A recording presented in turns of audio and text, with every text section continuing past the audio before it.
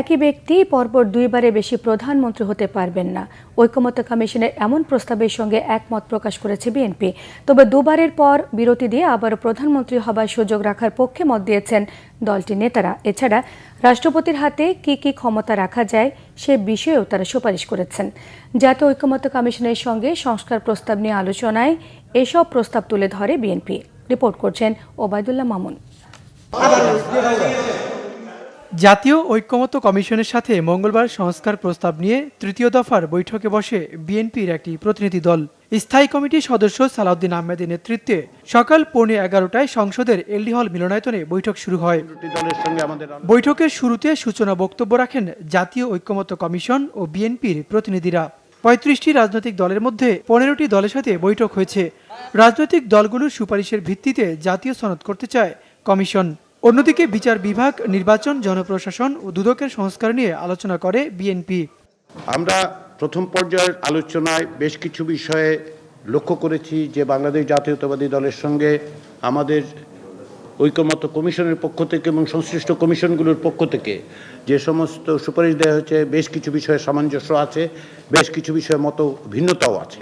আমরা আশা করছি দ্বিতীয় পর্যায়ে আমরা আলোচনায় মে মাসের মাঝামাঝি সময় থেকে অগ্রসর হতে পারবো।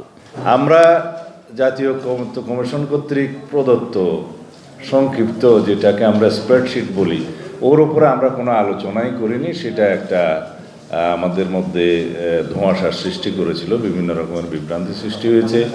2 ঘন্টার বৈঠক শেষে দুপুরে গণমাধ্যমে কথা বলেন বিএনপির স্থায়ী কমিটির সদস্য প্রতিনিধি দলের প্রধান সালাউদ্দিন আহমেদ।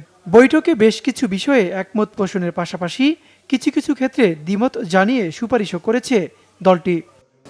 প্রধানমন্ত্রী পদের মেয়াদের ক্ষেত্রে একটা বিতর্ক আছে, সেটা ওনারাও একটা বিকল্প প্রস্তাব দিয়েছিলেন, তবে সেটা এখনো আমরা ফর্মালি পাইনি।